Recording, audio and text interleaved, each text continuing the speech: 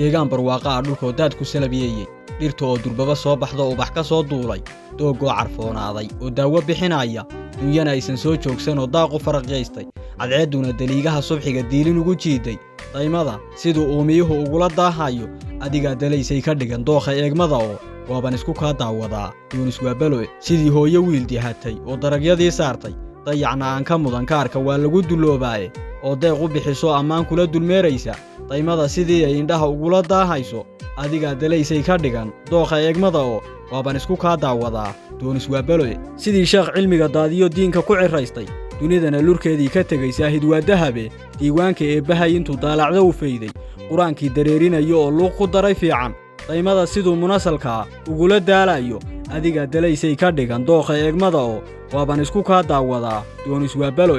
wajigaaga doorka ah markaan diirad kugu fiirsho dahab lagu mataaliyay qalbigu daacad kuu noqoye waad igu dawaaftaa kurtay sida dabaylaade dahriga iyo laabtaad nashaad diiran gelisaaye ducaa awliyaad baad qabtaa duniya maamuuse dunidaba dhammaanteed adaa iga daalacanoo waaban isku ka daawadaa duunis waa balo